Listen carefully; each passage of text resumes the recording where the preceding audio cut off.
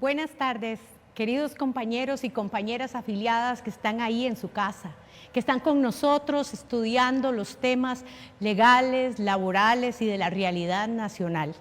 Hoy queremos decirles que pasen unas felices vacaciones a los compañeros que están disfrutando de un descanso y a los que por la naturaleza de su puesto todavía están en sus lugares de trabajo, enviarles un gran abrazo en estos momentos que son duros para todos en este proceso. Queremos hoy informarles que tenemos una variación en el programa.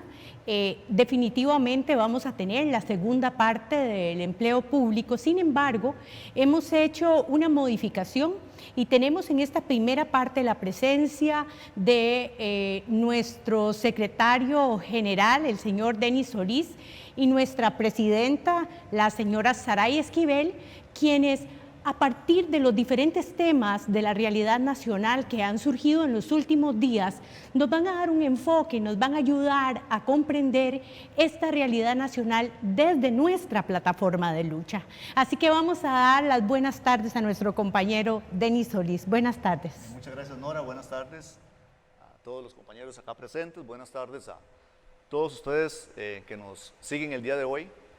Sí, definitivamente hoy decidimos realizar una variación en lo que fue la dinámica de este programa debido a las inquietudes que están expresando muchos de nuestros afiliados. Desde la APSE rechazamos rotundamente las amenazas, ¿verdad? Y toda esta situación de incomodidad que sufren nuestros compañeros cuando están enfrentando un momento tan complicado con la pandemia. Es inaceptable que cada semana reciban noticias, expectativas negativas que vienen a amenazar lo que es la estabilidad y la seguridad de nuestros afiliados y compañeros trabajadores. Definitivamente desde la APSE, ¿verdad? Tenemos que denunciar, ¿verdad?, que es muy lamentable la posición que ha asumido este gobierno en contra de la clase trabajadora costarricense desde que inició la pandemia. Si bien es cierto, nuestro país ha sufrido grandemente, ¿verdad?, con la situación del COVID-19, no es nuevo lo que está sucediendo. Ya el país anteriormente estaba en una situación económica complicada, una lucha que dimos hace 2 años, ¿verdad?, por la reforma fiscal, en la cual no se tomaron las medidas estructurales necesarias para resolver y llenar este problema.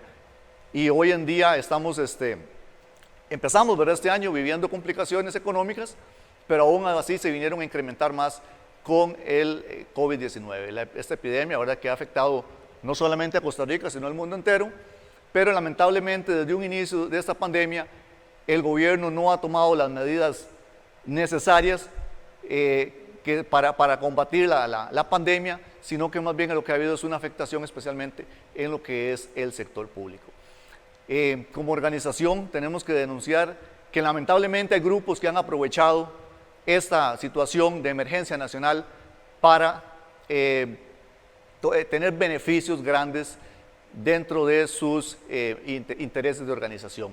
Y aquí tenemos que decirlo, empezando la pandemia, podemos ver cómo la UCAE, por ejemplo, u otros grupos como Horizonte Positivo, que son grupos de gran poder económico, que son los grandes empresarios de este país, prácticamente son los que han tomado la línea de gobernanza, son los que han dictado la línea que ha seguido este país en lo que es la toma de decisiones, tanto a nivel político como económico. Lamentablemente podemos ver que en este momento la figura de nuestro presidente pareciera estar en una situación de mucho debilitamiento, donde es una situación que él ha aprovechado, como decíamos anteriormente, estos grupos de poder para impulsar una agenda en la cual toda petitoria que ha hecho se ha visto complacida, ¿verdad?, tanto por el Ejecutivo como por el Poder Legislativo. Nos percatamos, ¿verdad?, al iniciar esta pandemia, ¿verdad?, que se solicitó la suspensión de contratos laborales en el sector privado, lo cual inmediatamente fue tomado, ¿verdad?, tanto por el Ejecutivo y el Legislativo. También lo que fue la reducción, ¿verdad?, del pago de cuotas a la caja, la retención del IVA, porque al final de cuentas el consumidor sí está pagando el IVA, pero muchas de estas grandes empresas no están reportando, ¿verdad?, este IVA a lo que es Hacienda, lo cual también representa una gran afectación a la economía costarricense. Y lamentablemente las medidas que ha tomado este gobierno es un ataque, como decíamos anteriormente, hacia los sectores trabajadores. Hemos visto cómo en el caso nuestro, ¿verdad?, el sector de educación, hay un proyecto, ¿verdad?, para lo que es el congelamiento de la anualidad. Por otro lado, últimamente hemos visto cómo muchos de nuestros compañeros han recibido la grave noticia de que no van a tener el pago de la zona de menor desarrollo, aduciendo que estos compañeros están en la casa, que no están realizando el trabajo en las zonas de menor desarrollo, lo cual es una verdad a medias o totalmente falso, podríamos decir, porque muchos de esos compañeros han tenido que estar en los lugares de zona de menor desarrollo, incluso repartiendo alimentos, incluso atendiendo, ¿verdad?, y entregando guías de trabajo a los estudiantes. Desde la APSE denunciamos, ¿verdad?, este tipo de maniobras, este tipo de ataques a la clase trabajadora, donde produce una intranquilidad en un momento tan grave como el que está viviendo nuestros afiliados. No puede ser que exista la amenaza y la latente, ¿verdad?, y que nuestros afiliados tengan el temor de recortes salariales como se han dado en el sector privado, de un cierre técnico, por ejemplo, del curso electivo, que es algo que como organización nos vamos a poner en todo momento. En este momento nosotros, como sindicato, como organización, hacemos un llamado, ¿verdad?, a lo que es el gobierno de la República para que tome en cuenta, ¿verdad?, el gran esfuerzo que están realizando los trabajadores de la educación, guardas de seguridad, conserjes, cocineras, maestros, maestras, profesores y profesoras, oficinistas, administrativos, para que este curso electivo siga adelante, para que nuestros estudiantes lleven a cabo este proceso y que este curso no quede pendiente. Ha sido un gran esfuerzo el que se ha realizado desde los hogares en esta virtualidad, que es un nuevo escenario de enseñanza, el cual estamos viviendo hoy en día, por lo que consideramos que debe haber una tranquilidad, ¿verdad?, en lo que es en nuestros afiliados, en los trabajadores de la educación y en los trabajadores en general, y que se pare ese ataque hacia los trabajadores, tanto públicos como privados, y que si en realidad van a haber medidas que se tomen donde los grandes en realidad aporten la parte que les corresponde. Y así es, efectivamente, es una serie de temas. Muchísimas gracias, Denis, por la explicación de esta coyuntura que estamos teniendo y es una serie de temas que han venido muy rápidamente, que ha ocupado a nuestra organización desde hace mucho tiempo, precisamente en la búsqueda de soluciones, de diálogo, de confrontación, y hoy pues tenemos la presencia de nuestra presidenta, la señora Saray Esquivel, quien nos va a hablar sobre precisamente sobre esos temas y cuáles son las acciones que la APSE en este momento está realizando sobre cada uno de ellos. Gracias, doña Saray. Buenas tardes. Gracias a ustedes. Buenas tardes. Y un saludo muy cordial a todos los compañeros trabajadores afiliados a la APSE. Como decía el compañero Denis, la coyuntura es muy, muy complicada. Y como se inició desde tiempo atrás con el problema fiscal de este país y ahorita estamos en medio de la situación fiscal y estamos también en medio de una pandemia. Una situación grave, una emergencia nacional en donde todos, creo que todos, ustedes y nosotros, todos estamos muy preocupados por lo que está pasando. Nos sentimos en nuestras casas, ahí guardados con uno, ¿verdad? Amarrados de pies y manos, porque en cualquier momento puede salir alguien contagiado del COVID. Entonces es un contexto difícil y encima de ese contexto tan difícil nos encontramos que hay sectores que no son consecuentes con la población e insisten en cubrir el problema fiscal de este país que persiste y se agrava, ¿verdad?, cada vez más, y no por culpa de esos sectores vulnerables, e insisten en combatir ese problema a costas de la situación, a costas del sector público. Entonces, esa situación hace que se complique más para nosotros y por eso, como decía Denis, estamos día a día, porque es día a día, es todos los días algo diferente. Todos los días salen situaciones en donde se nos ataca directamente en nuestro salario y en nuestras condiciones. De por sí ya el país, de por sí el sistema no estaba dispuesto para entrar en una virtualidad. Esto nos permitió saber que las condiciones no son las mejores y que hay que mejorarlas. Sin embargo, como decía Denis, los docentes están trabajando, los profesores están trabajando, los compañeros administrativos están trabajando, todos estamos trabajando para lograr que este curso lectivo salga adelante. ¿Por quién? Por los chiquillos, por nuestros estudiantes. Entonces, esas condiciones hacen que haya mucho estrés, información por todo lado, nos salen comunicados que dicen por aquí, que dicen por allá, que comunicados de periódicos, y todos nos estresamos mucho por eso, compañeros, y eso lo vemos en las redes sociales. Entonces, ¿qué hace la APSE ante todo esto? Y cuando hablamos de la APSE, sí tengamos presente algo, compañeros, que se nos olvida. Tengamos presente que la APSE somos todos. La APSE no somos la Junta, ni la APSE solo el Consejo. No, la APSE somos todos. Nosotros aquí podemos estar gestionando, pero necesitamos el apoyo de todos, porque todos somos los que nos tenemos que organizar juntos. Entonces, ¿qué hacemos? Nuestra medida aquí, ¿qué hacemos? Gestionamos. ¿A quién? Al Ministerio de Educación, a la ministra de Educación, preguntamos a los encargados de la Dirección de Recursos Humanos. ¿A quién? En la medida que se pueda, al presidente. Aquí hay mucha gente trabajando. Ustedes han visto en este mismo programa cómo los abogados están pendientes. Ellos no están aquí, están en las casas haciendo teletrabajo y están pendientes de lo que sucede con todos ustedes, de lo que siempre nos están preguntando y nos están comunicando, de esta incertidumbre que tenemos en este momento. Lo que queremos es traerles a ustedes el mensaje de que como organización, como APSE, estamos aquí presentes. Nosotros estamos haciendo las cosas que necesitamos hacer, las consultas que acabo de comentarles, y también estamos buscando la unidad sindical. Este país necesita en este momento que los sindicatos nos pongamos de acuerdo y tomemos acciones. Acciones en un contexto de COVID muy complicadas. Acciones que tienen que evidenciar, como por ejemplo lo que pasa en el programa Desde la Otra Acera.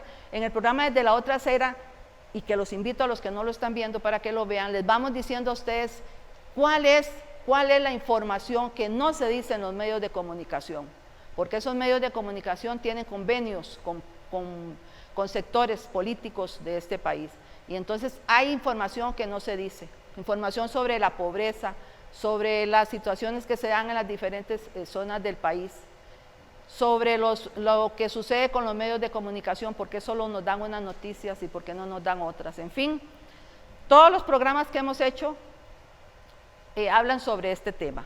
Entonces, nosotros tenemos situaciones como por ejemplo lo de los Marco Tulio Salazar, que inmediatamente que los compañeros nos informaron de lo que estaba pasando, salimos a preguntar y nos pudimos reunir con gente del Ministerio de Educación y del Consejo Superior de Educación para definir qué hacer, para ver qué era lo que estaba pasando realmente.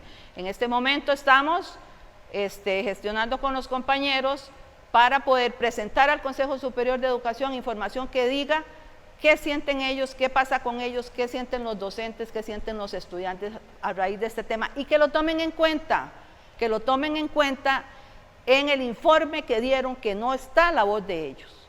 Eso lo estamos haciendo y estamos pendientes porque esto empezaría para el otro año, y entonces hay que organizarse con los grupos, con ellos, y también con el Ministerio de Educación, que es el que al final va a implementar esta situación del Consejo Superior de Educación, ¿verdad? Algo muy cercano que acaba de pasar, lo de los ceses de nombramientos. Estos ceses se dan con una cantidad de personas que se habían, digamos así, se les había avisado que se les iba a dar una plaza, y que sin embargo todavía no tenían su nombramiento. Era ahora a partir del 13 de julio. se les avisa, se les cesa, se les dice que no, pero son compañeros que todavía no estaban trabajando, ¿verdad? Sin embargo, no deja de ser importante porque por ahí hay otra cantidad más de algunos compañeros, 2000 y algo, me dijeron, que sí tienen algún nombramiento también, pero y que están trabajando. Entonces, esos todavía no, esos no los van a tocar en este momento, aparentemente se les va a dar el nombramiento, pero esas, digamos, son situaciones. Para nosotros saber eso, tuvimos que hacer una gestión y preguntar, ¿verdad? Entonces, estamos en ese proceso. Todo lo que está pasando ahorita últimamente y que salió en La Nación sobre el recorte presupuestario, que eso es un tema delicado y que nace de todo lo que dijimos de la situación política y económica de este país. Están recortando, y no solo a nosotros, están recortando también los demás ministerios, municipalidades, ¿verdad? Sin embargo, a nosotros el problema es que afecta directamente los salarios, que es la cantidad más grande que tiene del presupuesto del Ministerio de Educación Pública. Como dicen, MEP deberá recortar 85 mil millones en pluses de docentes, ¿verdad? Exactamente. Eso es, estamos aquí, estamos al tanto de la situación, es una noticia, no sé, tiene 2 o 3 días de haber salido. Estamos en el proceso de averiguar cuáles pluses, porque necesitamos preguntarle a la ministra de Educación que nos digan en cuáles pluses exactamente van a aplicar esta situación.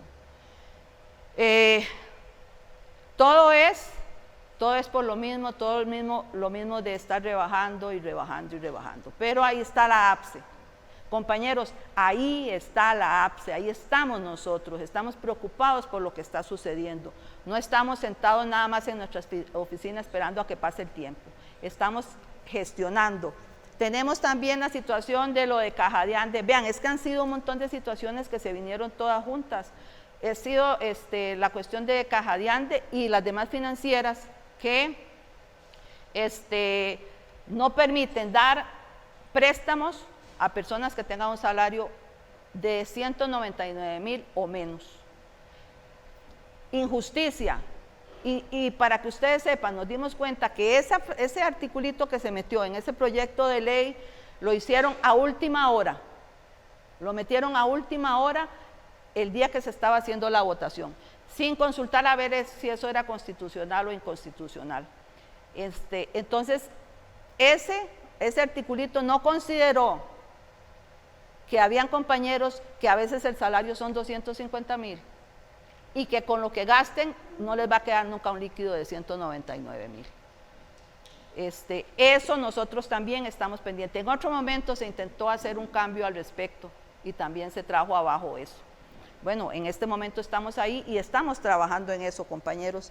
El ROP, vean, es que, compañeros, ¿cómo hace fiesta la gente con esto? El ROP se tenía un proyecto con un texto y se cambia por otro texto completamente diferente. Así, de un momento a otro, los diputados todos en conjunto dicen que está bien y le dan afirmativo. En este momento se está esperando para pasarlo a la asamblea, a la plenaria. Pero son cosas que ni siquiera se habían analizado. O sea, al final tuvimos que correr para hacer un análisis del proyecto, ¿verdad? Para ver en qué incidía realmente. Entonces, todos son temas delicados y todos son temas que le llevamos el pulso. Y todos son temas que nosotros estamos haciendo las gestiones que se tengan que hacer. Pero, compañeros, para todo esto, y como les decía al principio, tenemos que recordar que la APSE somos todos. Y para todo esto tenemos que organizarnos. Hace algunos días quedamos en que se iban a hacer las directivas de base, a ratificar las directivas de base. Las directivas de base son muy importantes, son la base de la organización. Nosotros como organización debemos estar articulados para cualquier situación que se presente, compañeros. Puede ser que necesitemos una asamblea de presidentes de base y no tenemos los presidentes. ¿A quién le corresponde tener a esos presidentes? A las bases, a ustedes, compañeros apsinos. Necesitamos que se organicen Yo sé que hay mucho desánimo y hay gente que no quiere estar ahí, pero ese no es el punto, porque el punto es, pensemos bien en esto, si nosotros no estuviéramos con el sindicato, si no estuviéramos aquí organizados, si no estuviéramos mandando los mensajes, los comunicados, las denuncias, ¿ustedes creen que ya todo eso que tienen ahí programado no lo hubieran ya hecho efectivo? Ya aquí estaríamos en más, probablemente estaríamos en la casa, con medio salario, así estaríamos. Esta es la realidad, compañeros, no es mentira lo que estoy diciendo. ¿Por qué? Porque la APSE siempre ha estado al frente, la APSE siempre ha luchado a la par de los afiliados, porque esa es la fuerza, ustedes son la fuerza de la organización, pero es una fuerza que tiene que estar unida, no es una fuerza para estar nada más increpando, haciendo comentarios grotescos, porque eso ve uno también en las redes, y eso no puede ser, ¿verdad? Entonces, necesitamos organizarnos como bases, necesitamos que las asambleas de base sepan que ellas son importantes, que necesitamos salir adelante y que con ustedes es que necesitamos salir adelante. No solo nosotros que estamos aquí, no. Son todos juntos. Por eso somos importantes todos y tenemos que organizarnos de esa manera.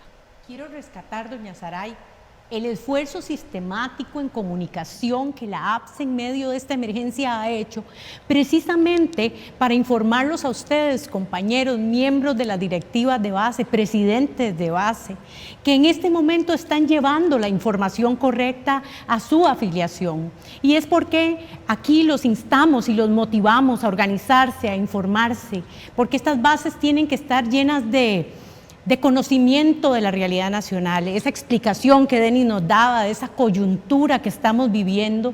Precisamente somos las bases, y digo somos las bases porque soy presidente de una base del Marco Tulio Salazar, somos las bases informadas, la fuerza de esta organización, el órgano político, ¿verdad? Entonces, motivarlos a ustedes que están ahí al otro lado, que este esfuerzo sistemático de información, de comunicación dialógica que hemos tenido miércoles a miércoles, jueves a jueves, con los programas que hemos ido realizando para acercarnos a ustedes, nos lleven a mantener y sostener esa fuerza que en una plataforma de lucha colectiva como ha sido la APSE durante todo este tiempo, nos ha llevado precisamente a confrontar momentos muy duros que hemos llevado, ¿verdad? Precisamente en estos momentos, y que hemos estado sosteniendo gracias a la fuerza de nuestra organización. Y tenemos otros temas aquí porque hay muchísima gente que tenemos muchas preguntas, porque definitivamente es un bombardeo lo que hemos tenido en los últimos días, ¿verdad? Entonces tenemos compañeros que aquí nos hacen algunas preguntitas y vamos a reconocer la presencia del compañero Mauricio Jiménez Guevara. Buenas tardes y gracias por estar con nosotros, porque es un compañero que se está esforzando también en aprender de lo que pasa en este país y cómo nosotros nos estamos posicionando. ¿Qué sucede? Dice, en relación a los ceses. La ministra hoy asegura que no se van a dar, pero son una realidad. ¿De qué ceses está hablando la ministra, verdad? Sí, antes les explicaba que hay un grupo de compañeros que les hicieron ceses, se dice porque habían plazas vacantes, ¿verdad? Tal vez con un comunicado que hicimos, tal vez hubo una situación, un malentendido con respecto a eso, porque también hay compañeros que están en plaza vacante y que están interinos, están nombrados, ¿verdad? No se refiere a estos compañeros que están trabajando, se refiere a compañeros que no están nombrados porque no tienen acción de personal. Esa acción se les va a hacer hasta el día que se les nombraba. Entonces, esos son los que se están tomando en cuenta. Entonces, porque sí he escuchado, ¿verdad?, que hay gente que está preocupada, pero ¿cómo? Si yo estoy interino en una plaza vacante y entonces a mí, no, ¿verdad?, para que no haya muchas situaciones sobre eso, que no se malentienda. Esos ceses eran para un grupo específico. Ajá. De 168 personas 68 más o menos. Personas. Muy bien, eso es muy importante. Y aquí tenemos diferentes preguntas y tenemos la pregunta de doña Katia Villalobos. Muchas gracias, doña Katia, porque usted fue una de las primeras de estar hoy con nosotros. Buenas tardes. Y dice, ¿qué va a pasar con la zona de menor desarrollo? Bueno, con respecto a la zona de menor desarrollo, Ya APSE en este momento está haciendo un recurso de amparo para presentarlo a la sala, alegando principalmente que la zona de menor desarrollo no es un incentivo, sino que es un salario. Ya la Procuraduría en algún momento, creo que fue como en el 2017, me parece, ¿verdad?, que emitió un criterio en donde dijo que eso era un salario. Entonces, no puede ser que nada más así vengan de un plumazo y digan que van a quitarnos la zona de menor desarrollo. Bueno, APSE se preocupó por ver desde el punto de vista legal primero qué situaciones podíamos resolver a través de eso, y se está haciendo el recurso de amparo. Yo pienso que mañana, entre mañana y el viernes, ya lo podemos tener listo para presentarlo a la sala. Y también estamos recogiendo la información de todos los compañeros a los cuales se les paga la zona de menor desarrollo. Eso ya, bueno, los compañeros saben, se está haciendo por medio de la plataforma de la APSE, para tener una base de datos de todos aquellos a los que afecta esta medida. Aquí tenemos una preguntita de la compañera Grace Galeano Rojas. Dice que ella no es afiliada de la APSE, pero que está con nosotros. Y dice, no estoy afiliada a ningún sindicato. La invitamos que se acerque con nosotros a trabajar en esta plataforma de lucha colectiva, doña Grace. Y he leído, dice, que están pidiendo llenar un formulario para solicitar el pago de zona de menor desarrollo. Dice, ¿qué pasará con los que no llenan este formulario? Bueno, lo que estamos haciendo es un amparo colectivo, se llama. Va firmado por la presidencia de la organización, de la APSE en este caso, y va a cubrir a los que reciban ese pago, ¿verdad? El efecto que pueda tener va a ser para todos por igual. Entonces, bueno, pues la invitamos a que se afilie también, ¿verdad? Pero a eso va a cubrir a todos.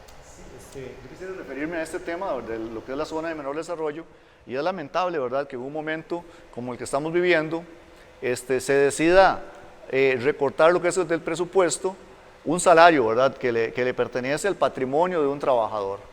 Se dice, ¿verdad?, en lo que se argumenta por parte del ministerio, que dos características que justifiquen el pago es que exista la disponibilidad presupuestaria y que los trabajadores estén de manera presencial en la zona de menor desarrollo. Y ellos están aduciendo que nuestros trabajadores no están en los lugares de insalubres o de zonas incómodas en ese sentido. Aquí hay que recalcar, ¿verdad?, que hay muchos de nuestros compañeros que sí están en estas zonas, y como lo decía yo al inicio, tenemos evidencia de compañeros que viven en estas zonas, compañeros que desde estas zonas realizan el proceso virtual, ¿verdad?, para que continúe llegando a nuestros estudiantes, interactuando con los padres de familia para que el proceso educativo continúe adelante. Es más, tenemos evidencia de que muchos de estos compañeros en estas zonas han continuado de manera presencial, guardas de seguridad, personal de limpieza, e incluso muchos de los docentes, administrativos, oficinistas se han presentado a estas zonas, incluso a entregar alimentos en parte del proceso que ha planteado, ¿verdad?, el Ministerio de Educación Pública. Entonces es lamentable, ¿verdad?, que en este momento se recorte, ¿verdad?, lo que son ingresos de nuestras familias, de nuestros afiliados, cuando son muchos de ellos, ¿verdad?, el sostén de otros familiares del sector privado que han quedado desempleados o que se les haya recortado jornadas laborales. Son los ingresos de nuestros compañeros del sector público los que van al destino, ¿verdad?, de la empresa privada, del trabajador independiente, del comerciante, ¿verdad?, en lo que es una reactivación económica. Por eso hacemos un llamado, ¿verdad?, desde la APSE para que se detenga ya es suficiente de los ataques y recortes en contra del sector público. Si en este momento se necesitan más recursos, bueno, es la hora de que el gran capital, de que esos grandes sectores económicos se solidaricen. No sé para cuándo va a haber un impuesto solidario, ¿verdad?, a lo que son las grandes riquezas de este país, que vayan destinadas de una vez por todas a la atención de la pandemia y que se le deje de estar desangrando el salario a los trabajadores del sector público. Sí, doña Saray. Sí, tal vez aquí tengo el documentito en donde indica claramente, ¿verdad?, para que no haya dudas con los compañeros, en donde la misma ministra de Educación le indica a los encargados de presupuestaria del MEP, en el oficio DM 069107-2020, Respecto a la partida de remuneraciones, se devolverá al Ministerio de Hacienda únicamente el contenido presupuestario de las 164 plazas vacantes, según el reporte de la Dirección de Recursos Humanos. Entonces, a esos que se está haciendo referencia. Esos son los que no van a entrar a partir del 13 de julio, 164 Sí, plazas. estos son los que a partir del lunes no podrán pues entrar a la plaza que se les había dicho. Muy bien. Tenemos también aquí otras preguntitas y dice doña María Amador, ¿qué va a pasar con lo del quinquenio y el salario escolar? Yo creo que hay muchas expectativas, ¿verdad?, de noticias negativas, de especulaciones que se han estado haciendo, ¿verdad?, y que son luchas sistemáticas que ya la APSE ha estado haciendo. Entonces, la gente quiere saber sobre esas verdades a medias de medios que no son oficiales a veces, ¿verdad? Entonces, a ver. Tal vez con respecto a ese tema es importante aclarar algo, compañeros. Hay mucha información que pasa y mucha información que no sabemos ni de dónde sale. Hay que tener certeza de dónde nos llega la información. Por eso APSE tiene, como decía Nora, los medios por los cuales sabemos que la información es oficial, que es el APSE Informa o la página APSE-CR. Pero con respecto a estos temas, por ejemplo, la cuestión del salario escolar no ha pasado. Eso estaba en un proyecto de ley que ni siquiera tiene en este momento número, no se ha pasado a ninguna comisión y era como una compensación a lo del IVA, que al final sí se está aplicando. Entonces por ahí no hay nada seguro. Hay cosas que se han dicho. Por ejemplo, el proyecto de la anualidad se dijo y están como detenidos, ¿verdad?, en Asamblea Legislativa. Entonces, hay cosas que no son ciertas tampoco, ¿verdad? No podemos saber ahorita si van a ver cuáles recargos irán a quitar o no, no sabemos. No sabemos si al final se va a suspender el curso lectivo, cosa que ya la ministra hoy nos dijo que no iba a pasar, ¿verdad? Pero eso es algo que nos están diciendo ahora. Y el rumor andaba hace días. Entonces, en eso, compañeros, sí les pedimos que por favor que se fijen de dónde viene la información para no tener esta situación que se nos da de que una persona pregunta lo mismo, la otra vez lo mismo, y inclusive lo peor no es preguntar, porque uno contesta con mucho gusto, es que se replica, se va dando compartir y se hace una bola de nieve en algo que no existe, ¿verdad? Entonces, esa parte sí es importante que la tengan en cuenta, por favor. Sí, tal vez hacer un llamado, ¿verdad?, a todos los compañeros. APSE tiene una estructura bien definida, ¿verdad? Entonces, por ejemplo, los compañeros de las bases, cada uno tiene su presidente de base, creo que ha sido nombrado, ¿verdad? Y es una figura de confianza, un líder dentro de su base. El presidente de base tiene a su vez a su coordinador regional. Tenemos también los promotores. Entonces tenemos una estructura de la APSE que está muy bien definida, en la cual la información debe fluir de una forma adecuada. Entonces hacer un llamado a los compañeros para que no creamos, ¿verdad?, y no caigamos en ese pánico que a veces causan este tipo de noticias que no tienen ningún tipo de veracidad. Nosotros tenemos estos espacios, ¿verdad?, como este programa que transmitimos toda la semana, o el programa Desde la Otra Acera. Tenemos los medios de la página, diferentes medios virtuales, y esa estructura, como les decía anteriormente, la cual es la que se debe acudir, ¿verdad?, para no caer en todas esas noticias falsas, ¿verdad?, que al final de cuentas es una incertidumbre y una intranquilidad, ¿verdad?, la que vive nuestra afiliación y los trabajadores en general. Y APSE ha hecho un esfuerzo sistemático, como les decía, de con sus programas llevar la información semana a semana. Compañeros y compañeras, afiliados, miembros de las directivas, nosotros somos APSE.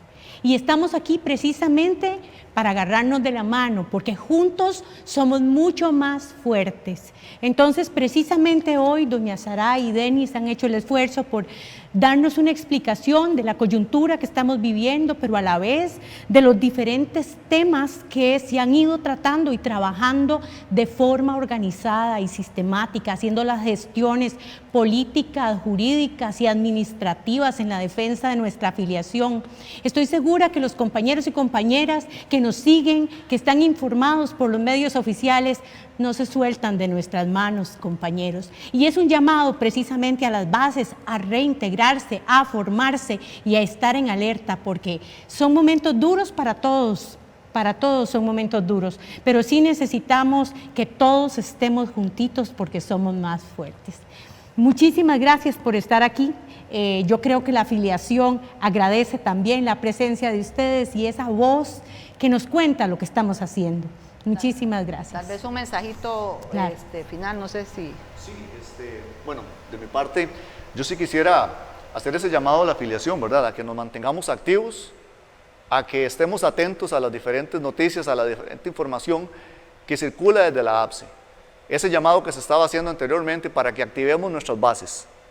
Tenemos que estar atentos. En cualquier momento podríamos convocar a una reunión de presidentes de base para tomar decisiones importantes, porque la APSE hemos sido un sindicato fuerte, un sindicato de lucha, y no hemos renunciado a ella. Seguimos en pie, y con cada uno de ustedes seguiremos fuerte, compañeros. Muchas gracias, doña Saray. Sí, y unido a lo que está diciendo Denis, compañeros, la APSE se ha caracterizado por ser una organización en donde sus dirigencias siempre están junto a sus afiliados. Confíen, no teman de que nosotros los vayamos a dejar botados, eso no va a pasar. Eso está en el ADN de la organización, está en nosotros. Somos responsables de lo que está sucediendo en el sentido de responder a las bases.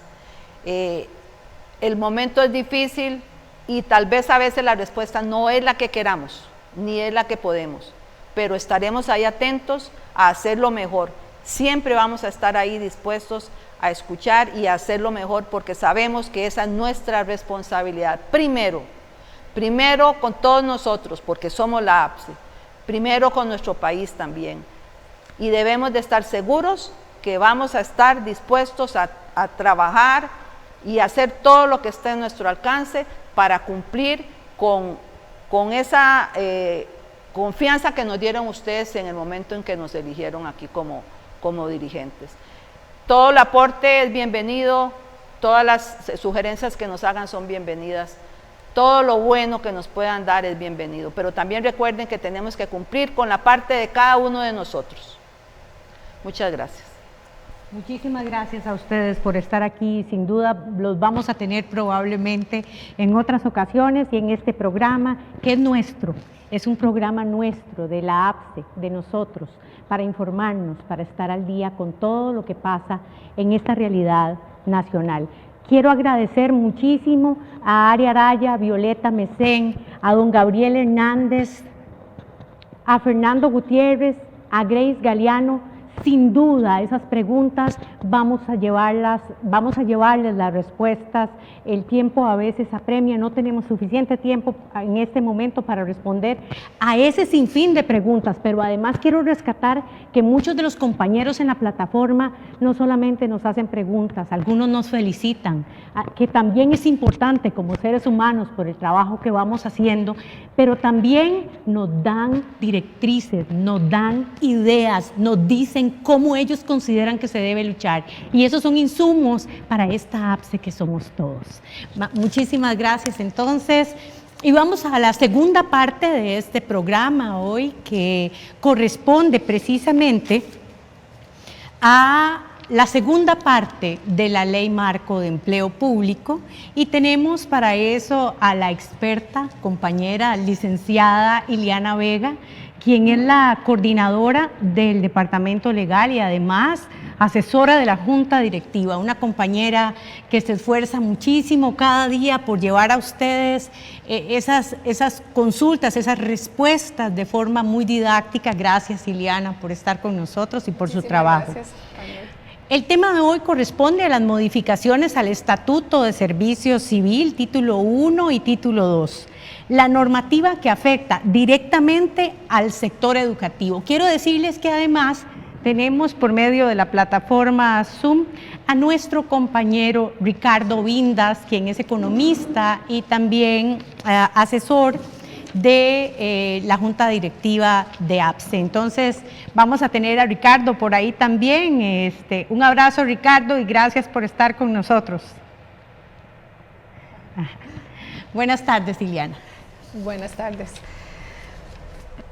Bueno, vamos a ver, como parte de ese ADN que dice nuestra presidenta Saray, que tiene la organización, pues también parte del ADN de nuestra organización es precisamente analizar y compartir con la afiliación todo lo que son los proyectos de ley que en un momento dado pudieran afectar los derechos laborales de nuestra afiliación, y por eso hoy, cumpliendo con el compromiso de la defensa de las bases, estamos hoy acá para proceder a explicar la segunda parte del proyecto de ley marco de empleo público, que corresponde ni más ni menos que a la modificación del Estatuto de Servicio Civil, de ese cuerpo normativo que regula las relaciones laborales entre el gobierno central y en este caso el Ministerio de Educación Pública con los trabajadores del sector educativo.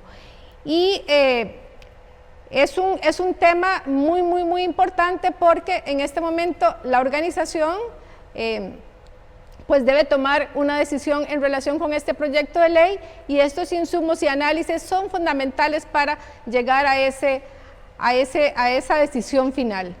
Entonces voy a proceder a explicar cuáles son las reformas y cuáles son las derogaciones a disposiciones legales que se establecen en el proyecto de ley marco de empleo público, que se tramita en el expediente 21.336 y que la semana pasada explicamos que se encuentra en este momento en la Comisión de Gobierno y Administración, en estudio y análisis en la Asamblea Legislativa, y que esta comisión tiene tiempo para rendir informe al día 24 de septiembre de este año para determinar si dictamina afirmativa o negativamente este proyecto de ley. Pues bien, entonces, en esta parte de reformas al Estatuto de Servicio Civil, nos encontramos con que hay reformas a la Ley de Salarios de la Administración Pública. Se reforman 3 artículos, se reforman algunos artículos del título primero del Estatuto de Servicio Civil, y se reforman nada más y nada menos que 44 artículos del Estatuto de Servicio Civil título segundo, que es lo que todos conocemos como la Ley de Carrera Docente. Bien, vamos a empezar por lo que propone el proyecto en relación con la reforma del artículo 12 de la Ley de Salarios de la Administración Pública, que es un artículo que regula lo que es el incentivo por anualidad. Y es que resulta muy curioso la reforma que viene ahora en el proyecto, porque ustedes recordarán que con la ley 9635, que es la ley de fortalecimiento de las finanzas públicas, se había señalado o se había establecido que el incentivo por anualidad se reconocería en la primera quincena del mes de junio de cada año. Pues bien, ahora nuevamente con este proyecto de ley se pretende reformar ese artículo para que se establezca que el incentivo por anualidad se reconocerá el primer día del mes cercano al aniversario del ingreso o reingreso del servidor, y de acuerdo con las normas que ahí se indican. Es decir, que la reforma que tenemos es que ya no se pagará la anualidad en la primera quincena del mes de junio, sino que según el aniversario de ingreso de cada servidor, ahí en ese momento será el pago de la anualidad. Como parte ahora sí de lo que es la reforma del Estatuto de Servicio Civil, voy a empezar a comentarle lo que es la reforma del Estatuto en el título 1. Y en realidad se trata de un conjunto de reformas al artículo 14, al artículo 43 del título 1 del Estatuto y al artículo 190 del título 3 del Estatuto, que se refiere a reformas que tienen que ver con el procedimiento administrativo de despido.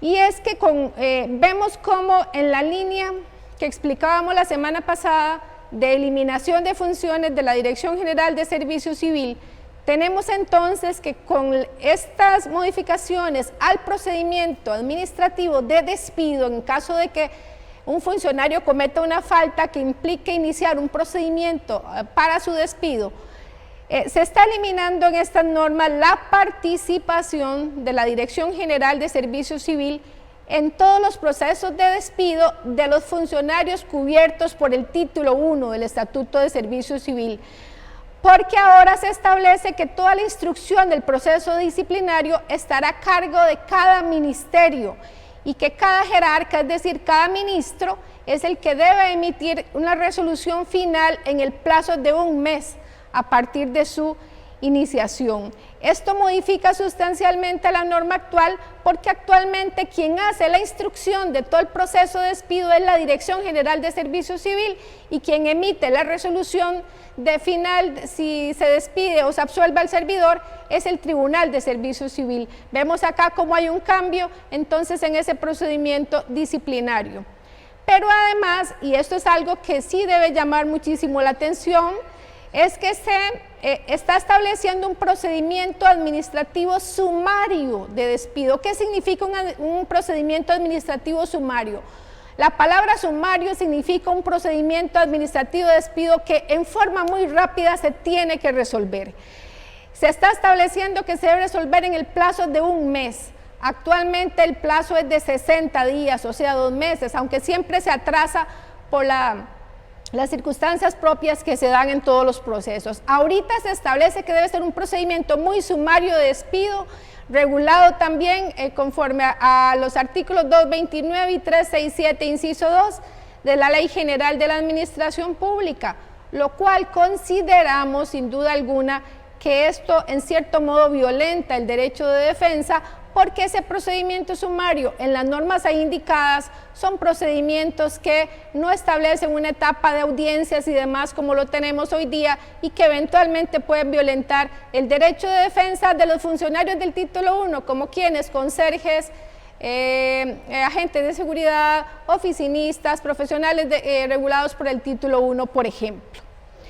Y además se elimina la posibilidad de que el Tribunal Administrativo de Servicio Civil, que hoy día es el que conoce los recursos de apelación de las resoluciones de despido, en este proyecto de ley se elimina la posibilidad de que el Tribunal Administrativo de Servicio Civil conozca recursos de apelación en materia de despido. No me voy a detener a ver cada uno de los artículos del procedimiento disciplinario de despido por razones de tiempo, pero igual en cualquier momento ponemos a disposición de ustedes la presentación completa para que detenidamente vean cada uno de estos artículos que he mencionado, donde se establece lo que señalaba un procedimiento sumario administrativo para efectos de despido. Entonces vamos a saltar, por favor, los compañeros,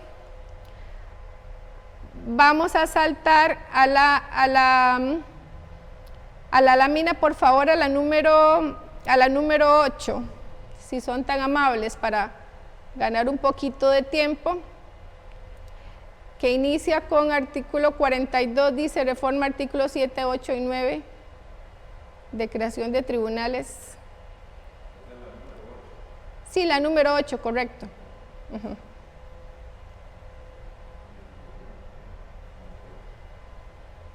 Vamos a ver si la podemos ubicar.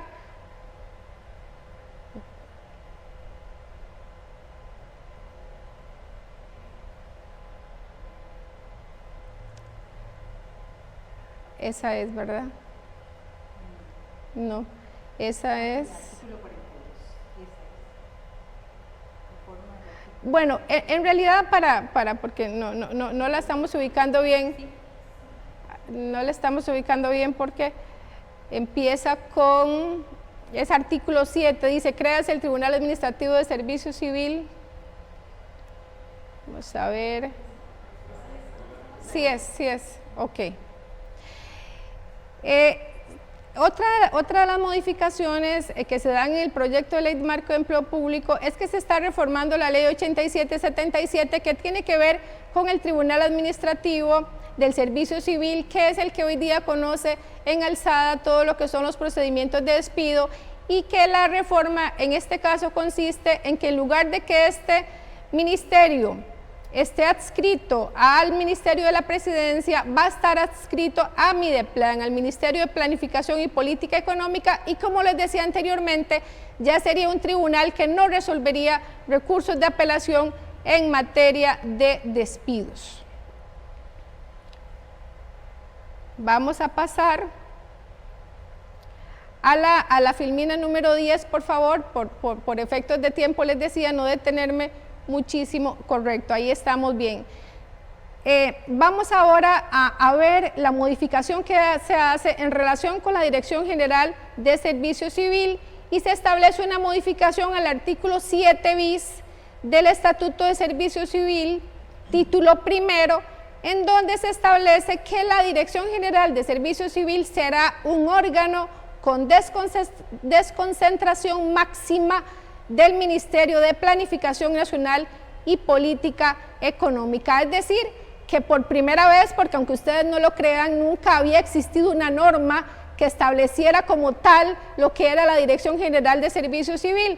Solamente había una norma, que es esta del artículo 7 bis, que le daba una personalidad jurídica instrumental a esta dirección, pero únicamente para manejar su propio presupuesto y que cumpliera los objetivos propios de su creación.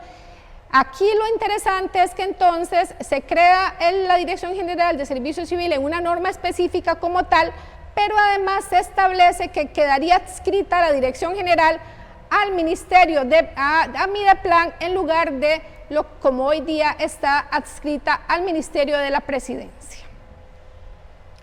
Continuamos. Y ahora sí, a partir de aquí vamos a empezar a explicar cuáles son las reformas que concretamente tiene la Ley Marco de Empleo Público en relación con el título segundo del Estatuto de Servicio Civil, que todos conocemos como Ley de Carrera Docente. Podemos pasarla muy bien.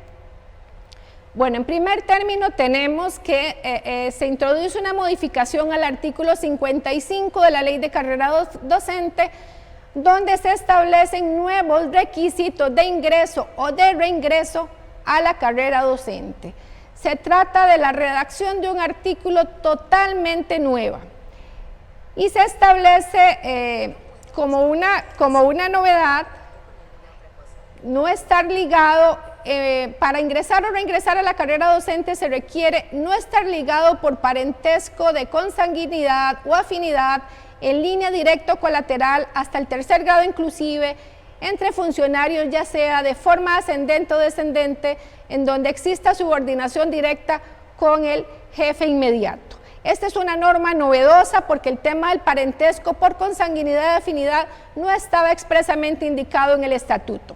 Sin embargo, a continuación, algo que nos parece sumamente delicado es lo que se establece en el párrafo que me voy a permitir leer. A continuación se indica: no obstante, cuando se compruebe mayor idoneidad para un puesto determinado y así lo amerite la necesidad del servicio público, a juicio de quien desempeñe como ministro o jerarca nominador, el tribunal podrá excepcionalmente dispensar al interesado de este requisito. Ahí estamos poniendo en rojo que la APSE considera que esto es una peligrosa excepción, en el sentido de que podría el ministro de turno hacer una excepción cuando haya un ligamen por parentesco de consanguinidad o afinidad para ingresar a la carrera docente.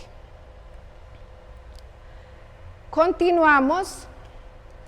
Segundo requisito: poseer aptitud física, psíquica y moral idónea para el desempeño docente, para lo cual la Dirección de Recursos Humanos del MEP establecerá los instrumentos técnicos o pruebas necesarias para su verificación. Además agrega que no tener juzgamientos por delitos sexuales, lo que es absolutamente novedoso en los requisitos de ingreso, en perjuicio de menores, o sanciones disciplinarias por relaciones impropias, faltas de acoso sexual o de abuso sexual en perjuicio de personas menores de edad o estudiantes. Aquí debo hacer una observación, y es que ustedes recuerdan que recientemente fue aprobada una ley que modificó precisamente este artículo 55 y que incorporó las pruebas de idoneidad. Sin embargo, en la ley actualmente aprobada o recientemente aprobada, se estableció que esas pruebas de idoneidad las establecería el Ministerio de Educación Pública en coordinación con la Dirección General de Servicio Civil. Más sin embargo, vemos que hay un choque entre normas. ¿Por qué? Porque si eventualmente este proyecto de ley de marco de empleo público se aprobara, ya hemos visto a lo largo de esta exposición y de la semana pasada que se está desapareciendo de ese tipo de funciones a la Dirección General de Servicio Civil, de manera que de aprobarse este proyecto de ley marco de empleo público, es la Dirección de Recursos Humanos la que establecerá las pruebas de idoneidad y ya no entraría dentro de esa participación la Dirección General de Servicio Civil. Es un elemento importante y por supuesto muy importante lo que son para los requisitos de ingreso el tema de delitos sexuales y todo tipo de faltas de acoso laboral. Como parte de los requisitos de ingreso o reingreso de este artículo 55 que estamos analizando, se establece también como inciso novedoso que toda persona que ejerza la docencia como carrera profesional y que se le haya cesado o despedido sin responsabilidad patronal del Estado por cometer delitos de carácter sexual y o falta de hostigamiento sexual en perjuicio de personas menores de edad o estudiantes, perderá la idoneidad para el ejercicio docente y no podrá ser nombrado nuevamente en un puesto o función docente. Vean ustedes como si el proyecto de ley marco de empleo público sí le está dando una gran relevancia para lo que es el ingreso o reingreso a la carrera docente, todo este tipo de faltas o delitos que tienen que ver con materia de índole sexual en contra de personas menores de edad. Continuamos con la siguiente, muy bien.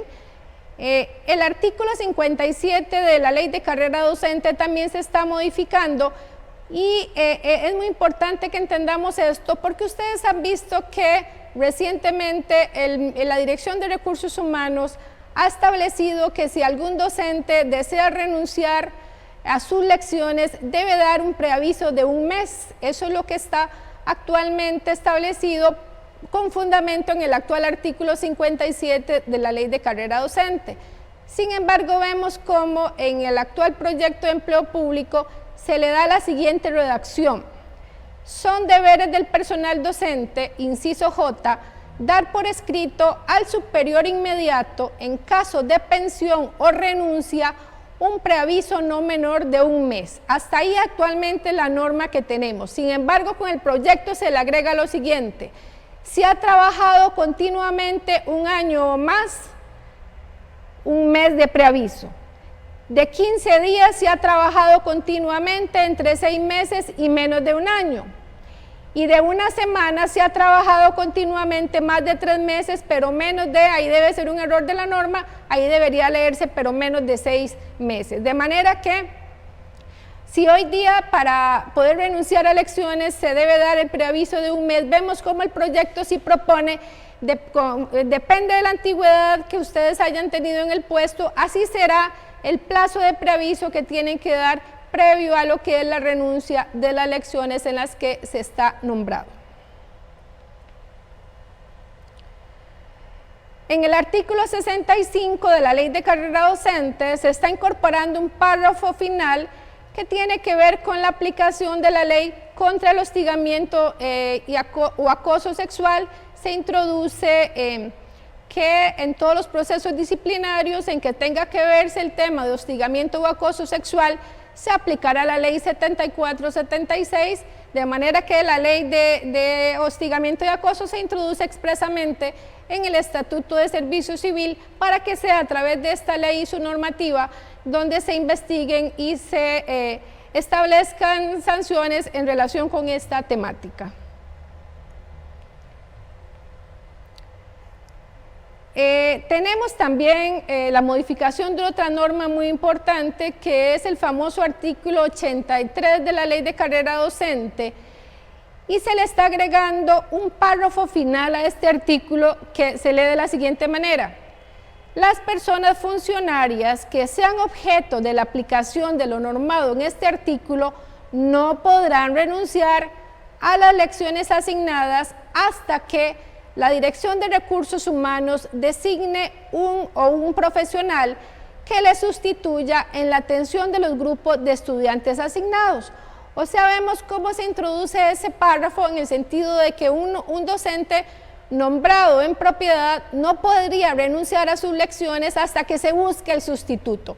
Sin embargo, en el análisis que hemos hecho de este artículo, pues encontramos una evidente contradicción entre este artículo y la lámina que acabamos de ver anteriormente, donde veíamos que sí se pueden renunciar a lecciones y que hay que dar determinados plazos o determinado tiempo para el preaviso. Mas, sin embargo, acá se establece, según este artículo, que un docente en propiedad no puede renunciar a las lecciones asignadas hasta que la Dirección de Recursos Humanos no designe o lo sustituya. Es una contradicción y es un tema que en el análisis que ha hecho la organización, sin duda alguna, es un elemento muy importante para hacer una observación en relación a la contradicción entre esas dos normas. El artículo 84 sufre también una reforma al establecer que todo lo que son las ofertas de servicio y todos los atestados, a partir de la vigencia de una ley como esta, se presentarían ante la Dirección de Recursos Humanos del MEP y ya no se presentan las ofertas de servicio y atestados ante la Dirección General de Servicio Civil como se hace actualmente. Y es que desde la semana pasada que vimos uno de los espíritus de este proyecto de ley, veíamos como uno de los objetivos o espíritus del proyecto es, por supuesto, eliminar todo tipo de función que tiene actualmente la Dirección General de Servicio Civil en materia de selección y nombramiento del personal docente. Igualmente, el artículo 85 establece que será el Ministerio de Educación Pública el que a partir de la vigencia de esta ley confeccionará y actualizará el registro de elegibles.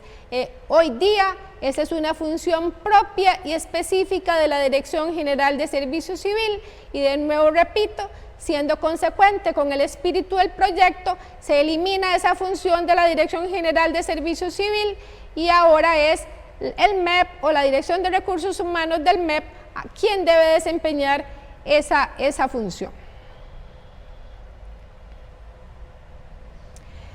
Tenemos también la reforma del artículo 87 de la Ley de Carrera Docente, donde se establece el procedimiento para nombramiento de personal técnico docente y administrativo docente, estableciéndose que para el nombramiento de este tipo de personal se seguirá el procedimiento de terna tal y como se hace hoy día, pero de conformidad con el reglamento que emitirá el Poder Ejecutivo. Recordemos que hoy día, a pesar de que el procedimiento de nombramiento de este personal es por terna, hoy día las bases de nombramiento de estas clases de puesto las establecen los jurados asesores, que son los que elaboran las bases y los promedios para la selección de este tipo de clases de puesto y que incluso como parte de esos jurados asesores siempre ha estado expresamente la ANDE y la APSE expresamente en el estatuto ha indicado como partes de los jurados asesores. Ahorita se eliminan entonces con este proyecto de ley los jurados asesores, por ende la participación de las organizaciones magisteriales para la elaboración de bases y promedios de selección y será solo el MEP o el reglamento que emita el ministerio los que van a determinar cuáles son las bases de selección de esas clases de puesto. Tenemos una reforma también al artículo 92 que se refiere a cuando en un concurso concursa un único candidato. Se establece que cuando en un concurso se contare solamente con un candidato que reúna los requisitos contenidos en el manual descriptivo de puestos, se omitirá el establecimiento de bases y lo declarará idóneo a fin de que el ministro efectúe el nombramiento. Es decir, que si tenemos solo un único candidato que ha concursado, el ministro es el que va a decidir y a efectuar el nombramiento de ese único candidato. hoy día o actualmente quien decide esa situación es la Dirección General de Servicio Civil, pero de nuevo vemos que ya esa dirección ya no va a tener funciones o competencias de esta naturaleza. En el artículo 96 se procede a modificar los factores para nombramiento de docentes interinos en plazas vacantes, una norma muy importante. El artículo dice lo siguiente: cuando una plaza propiamente docente, a que se refiere el artículo 83, quedare libre al 31 de enero, es decir, anterior al curso lectivo vigente, y hubiere de ser llenada con un servidor interino, este deberá ser nombrado siguiendo el orden descendente de la nómina de elegibles, siempre que el candidato no tuviera plaza en propiedad de la misma clase de puestos. En este primer párrafo, porque lo vamos a desarrollar por párrafos, lo que vemos de diferencia en relación con el texto actual es que se están introduciendo fechas para el llenado de plazas vacantes, o sea, se está estableciendo como fecha al 31 de enero, es decir, anterior al curso lectivo vigente, y que se respetará para esos nombramientos el orden del registro de elegibles. Actualmente no hay una fecha específica en el estatuto y se está introduciendo esa fecha específica al 31 de enero como fecha específica anterior al curso lectivo vigente de un momento determinado. Continuamos con el siguiente párrafo del artículo 96, siempre, como les decía, de la modificación de factores para nombramiento de docentes interinos en plazas vacantes. Continúa el artículo segundo y dice que cuando una plaza, y yo sí quiero que me ponga muchísima atención a este párrafo que voy a explicar, es totalmente nuevo y tiene una situación realmente que llama mucho la atención. El párrafo dice lo siguiente: cuando una plaza del personal propiamente docente quedare libre con fecha 1 de febrero y posterior, el Ministerio de Educación Pública nombrará en forma interina al servidor que ostente mayor categoría profesional y cumpla factores asociados al lugar de la vacante que garanticen una prestación efectiva del servicio educativo. En ninguna circunstancia podrá nombrarse personal no calificado, etc. Este es el párrafo que me interesa porque el siguiente párrafo ya es un párrafo que tenemos actualmente en el estatuto. ¿Qué significa un párrafo de esta naturaleza? Significa que se podrán nombrar posterior al 1 de febrero, o sea, posterior al inicio del curso lectivo, el MEP puede nombrar en forma interina al servidor que ostente mayor categoría. Hasta ahí estamos perfectos porque el grupo profesional es el criterio preponderante. Pero a continuación dice, y que cumpla factor asociado al lugar de la vacante. Es decir, que si hay muchísimos servidores que han ofertado y todos tienen una categoría profesional similar, se va a escoger al docente o al servidor que viva más cerca del centro educativo, es decir, o que viva más cerca del lugar de la vacante, y ese va a ser el criterio preponderante. De manera que vemos que este párrafo introduce un factor novedoso, sin duda alguna, para la escogencia de un docente interino, pero que si uno lo analiza, pues obviamente que puede llegar a concluir que se trata de, eventualmente podríamos estar ante nombramientos interinos de personas que son menos idóneas, pero que por la cercanía del centro educativo resultaría beneficiado en su nombramiento. Este tema es un tema que amerita bastante análisis, que si bien puede ser muy positivo, muy ventajoso para algunos docentes interinos que tengan interés en ser nombrados cerca del centro educativo donde residen, podría también lesionar el principio constitucional de idoneidad comprobada. Tenemos el artículo 97 que se refiere al nombramiento por inopia. En este se establecen nuevas reglas para el nombramiento por inopia, porque señala el artículo que una vez agotado el registro de elegibles vigentes, el Ministerio de Educación Pública podrá recurrir excepcionalmente a nombrar interinamente de forma inmediata a servidores que reúnan la totalidad de requisitos y que no formen parte del supracitado registro. La observación que hacemos acá es que se podría nombrar entonces ahora por inopia a candidatos. Por inopia son personas que no tienen los requisitos completos para ocupar una plaza. Entonces la norma lo que dice es que se podría nombrar por inopia a candidatos que reúnan la totalidad de requisitos aunque no estén en el registro de elegibles. Una norma totalmente diferente a la que tenemos actualmente, porque actualmente para poder nombrar a un servidor por inopia sí se requiere que ese servidor haya concursado, aunque sí dice que aunque no reúna los requisitos, sí debe haber concursado actualmente para ser nombrado. La regla cambia de manera que ahora, aunque el servidor no esté en el registro de elegibles, puede ser nombrado por inopia. Vemos que hay una modificación también muy importante en el tema de la inopia. El artículo 100 es un artículo que también quiero que me presten muchísimo la atención, porque es un artículo que tal y como está redactado, cierra la posibilidad de que docentes en propiedad puedan concursar nuevamente en la misma clase de puesto y especialidad.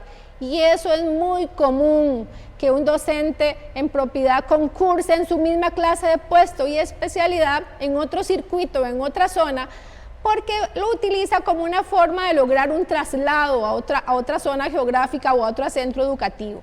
Pues esa posibilidad se cerraría ahora con este proyecto de ley, porque nos dice lo siguiente: podrán participar en los concursos públicos que se efectúen para llenar plazas vacantes los servidores propiamente docentes que posean nombramiento en propiedad, exceptuando en la misma clase de puesto y especialidad.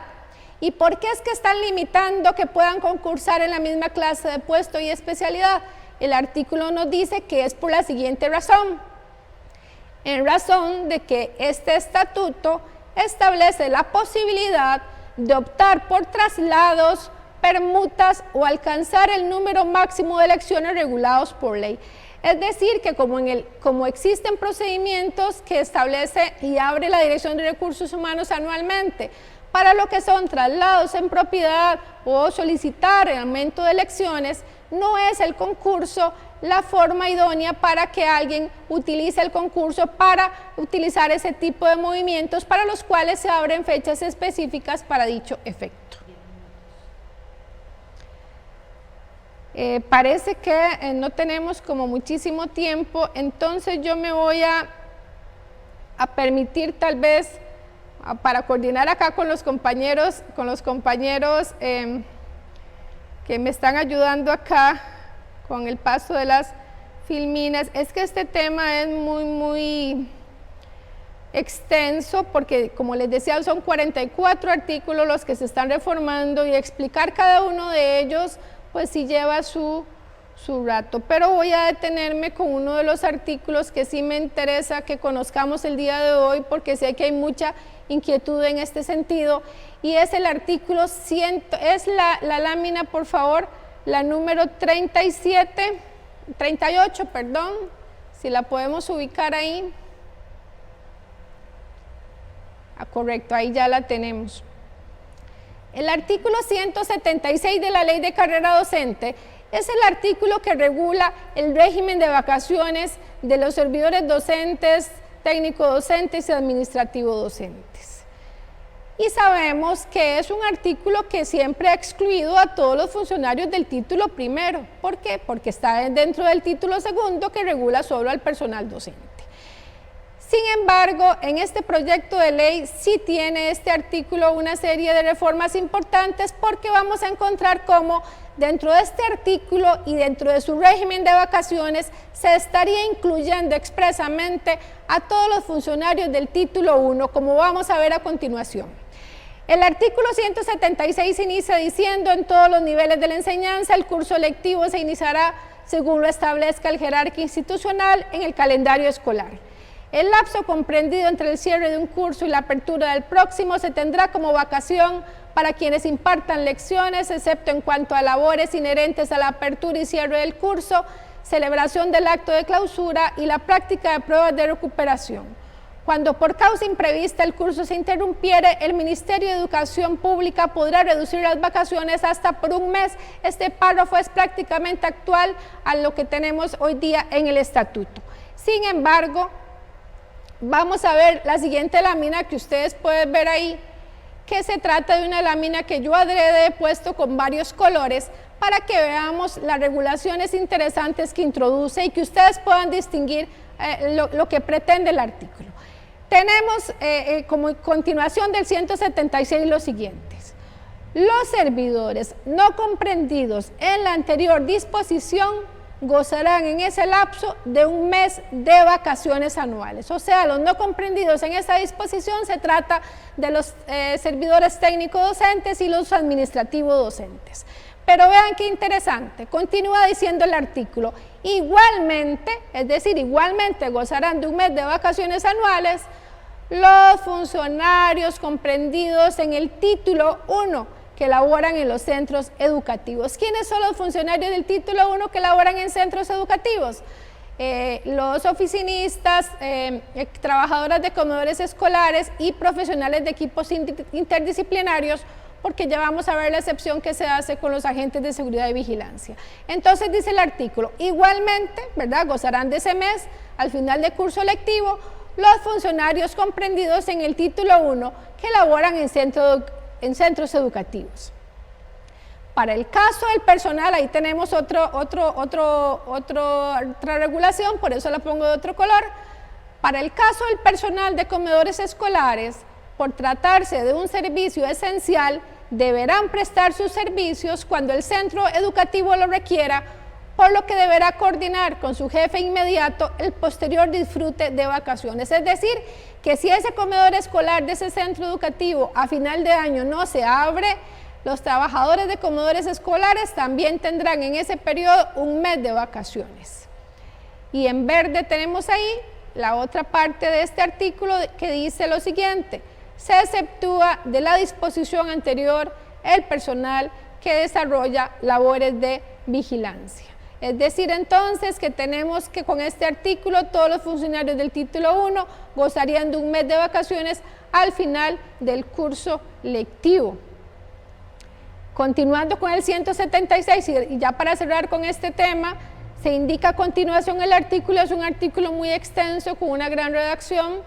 Continúa diciendo el artículo que el personal docente, técnico docente y administrativo docente de las instituciones de enseñanza también tendrán 2 semanas de descanso a medio periodo según lo establezca el calendario escolar.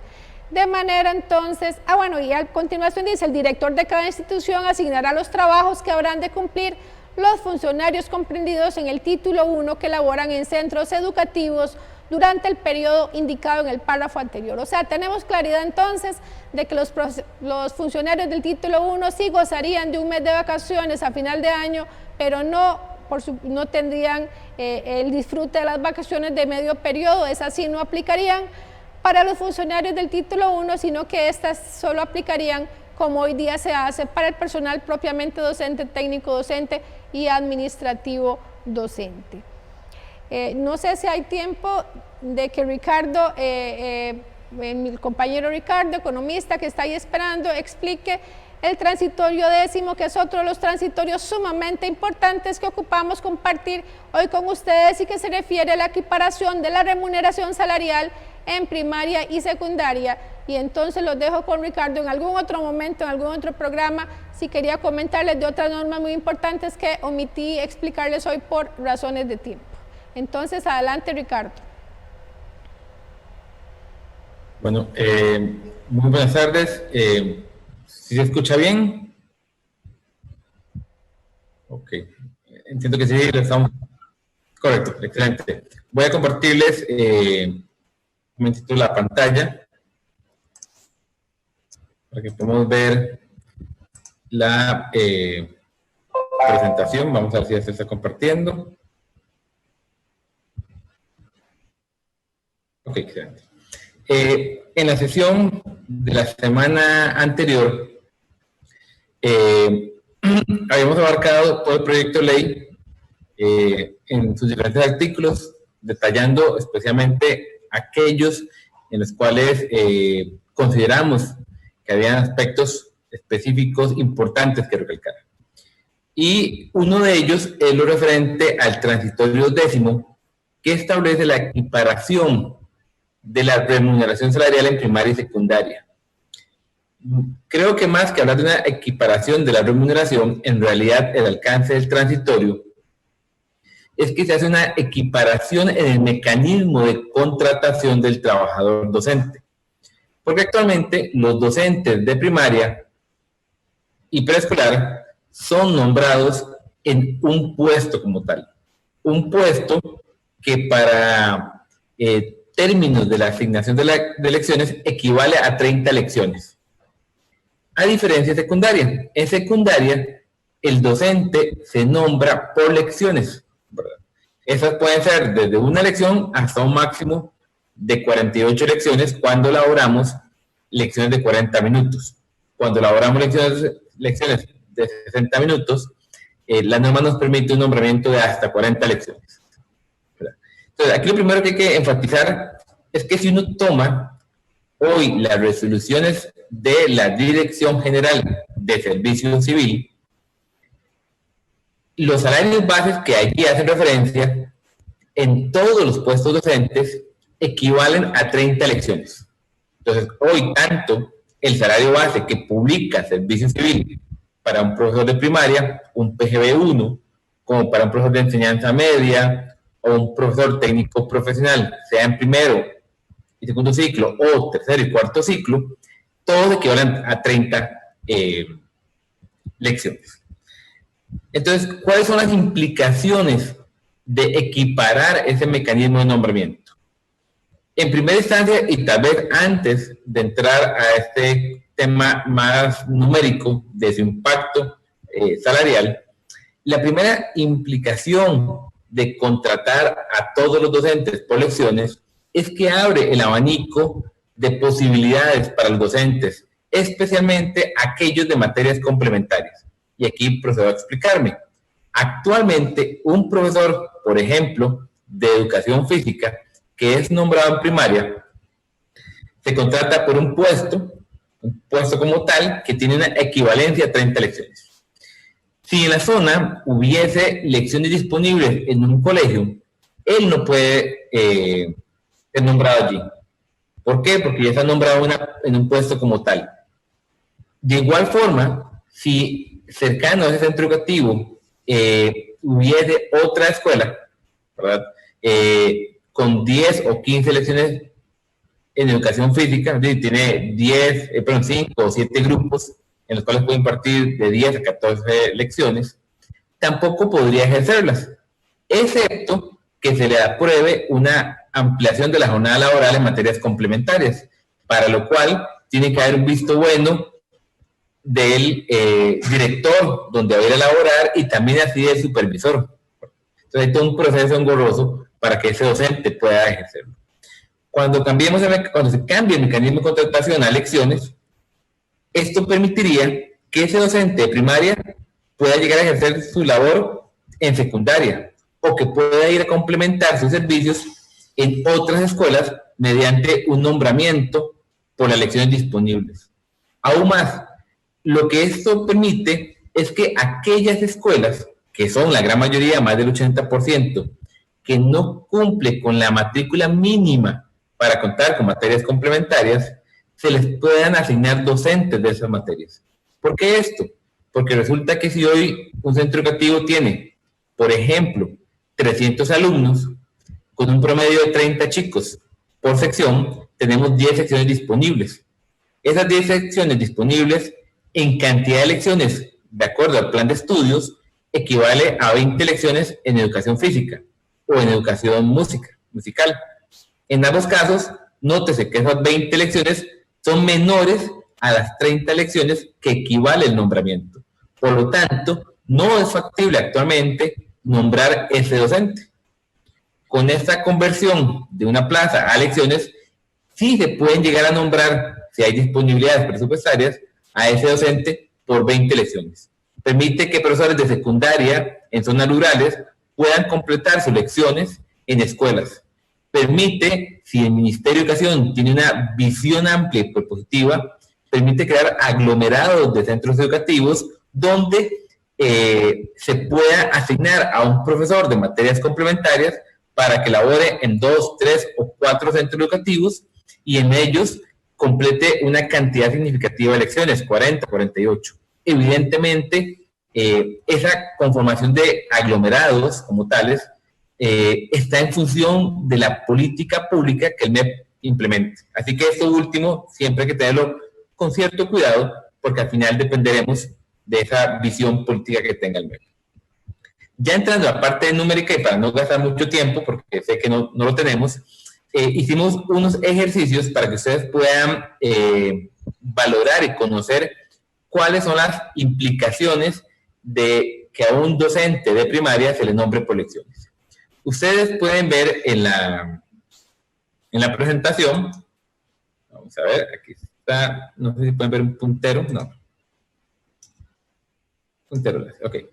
Ustedes pueden ver que estamos haciendo el ejercicio con un profesor de enseñanza general básica 1, un PT6, suponiendo que tiene 10 anualidades, 20 puntos de carrera profesional y que ejerce un recargo del 50%. Puede entenderse como un recargo, puede entenderse como una ampliación de su jornada laboral.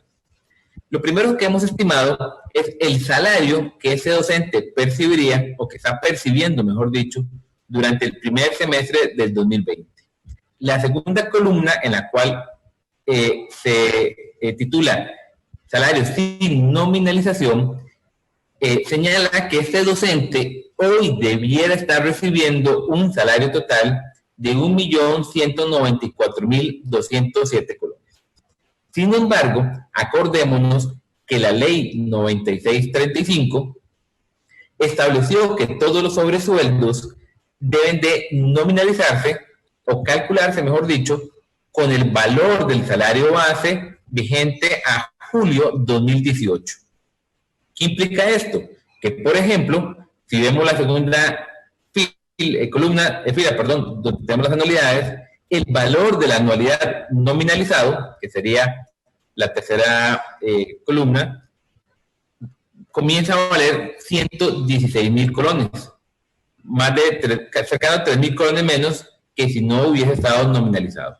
Y así sucesivamente, rubros como carrera profesional, el recargo o sobresueldo y el incentivo didáctico se encuentran nominalizados, estacionados con referencia al valor de su salario base del 2018, y eso genera que hoy ese docente, cuando se nominalicen todos sus sobresueldos, perciba un salario total de poco menos de 1.140.000 colones. Implica una reducción de 54.000 colones, que en términos relativos es aproximadamente un 5% menos de su salario. ¿De acuerdo? Ahora bien, ¿qué hubiese pasado o qué pasaría si a este docente de primaria que tiene esa ampliación de la jornada laboral del 50% se paga por lecciones? Resulta que ese 50% de lecciones equivale a 15 lecciones más. ¿Por qué? Acordémonos que su salario base es el equivalente a 30 lecciones. Por lo tanto, un 50% de su salario base representa por consiguiente 15 lecciones. Eso implica que a ese docente se le pagarían 45 lecciones. Y por defecto, de forma similar que en secundaria, aquel docente que ejerza más de 44 lecciones tiene derecho a 4 lecciones de planeamiento o el máximo hasta poder alcanzar las 48 lecciones disponibles. En este caso específico, este docente tendría derecho a contar con esas 48 lecciones en total. Y eso genera que el salario base ascienda a más de 985.000 colones, que aún habiendo nominalizado los sobresueldos como anualidades, carrera o incentivo didáctico, genera como un resultado total un salario bruto de 1.209.000 colones. Esto ejemplifica que aún con la nominalización de los sobresueldos, el hecho que al docente de las lecciones genera un aumento en su salario total, aumento que revisa la nominalización de los sobresueldos.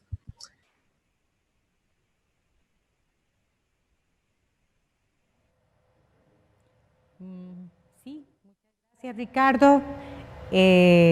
Gracias por ese esfuerzo de siempre ofrecernos escenarios para hacer mucho más realista estos proyectos de ley. Hoy hemos tenido un programa no prototípico. Consideramos que la coyuntura lo ameritaba. Tuvimos la compañía de doña Saray y la compañía de Denis, quienes nos ayudaron con una descripción de la coyuntura que estamos viviendo y además nos llevaron de la mano por esos temas que nos han bombardeado a lo largo de estas semanas y que el equipo de trabajo de APSE ha llevado paso a paso. También tuvimos el minucioso escudriño de Ileana en esa ley para buscar toda la posible afectación que el sector de educación pueda tener y para finalizar esos escenarios que nos ofrece Ricardo, que nos ubican en la realidad de cada uno de nosotros, los trabajadores de la educación. Yo no quiero cerrar este programa sin leerles algo que uno de nuestros afiliados escribió en la plataforma y creo que resume muy bien el espíritu de este programa. Don Eduardo Barahona, muchas gracias por este mensaje que dice: la unión hace la fuerza y es necesario contrarrestar las voces del odio y no dejarse llevar por los enemigos de los trabajadores. Hoy más que nunca debemos unirnos para defender nuestros intereses. Y aquí cerramos este programa. Nos vemos el próximo miércoles. Este tipo de monocultivos se construyen alrededor de la idea de generar ganancias. Para generar las ganancias tienen que ser competitivos en el entendido de producir más en menos y debido a la estructura de gastos que tienen, a donde tienen mayor flexibilidad o mayor margen para poder hacer cambios y empujar hacia abajo los costos de producción en los salarios, lo cual ha llevado desde los 80s y 90s para acá a un proceso casi de convertir los puestos de trabajo en muchas de estas plantaciones en trabajo para poblaciones muy altamente vulnerables. Sobre la conflictiva socioambiental generada con monocultivos, especialmente con el caso de la piña, que es la que conozco, debo decir que hay muchísimos cortocircuitos donde no se respetan los principios del derecho ambiental, como por ejemplo para que tomar decisiones se tengan que hacer estudios científicos de la ciencia y la técnica que digan si es oportuno o no se respeta el principio precautorio. Es más, no se respeta ni siquiera la fiscalización, puesto que tenemos cultivos de piña en áreas silvestres protegidas. Por ejemplo, tenemos casos de plantaciones donde no se realizaron estudios de impacto ambiental, no se cuenta con permisos para cambios en el uso del suelo, o otros casos donde esos permisos se tienen para un terreno, pero amparándose, digamos, a ese permiso, se amplía la producción en otras zonas. Si estamos como educadores, primero tenemos que conocer bien qué es lo que está pasando en nuestro país, ¿verdad? Porque hay que alertar. De hecho, este es el espacio que tiene APSE para hacer esa denuncia, ¿verdad? También, y recordarle a los compañeros y a la población que las condiciones no son las mismas para todos, que hay desigualdad, ¿verdad? Que hay pobreza y que hay también abuso en los derechos laborales de las personas. Estamos hablando de derechos humanos de todas las personas, ¿verdad? No importa el país que sea.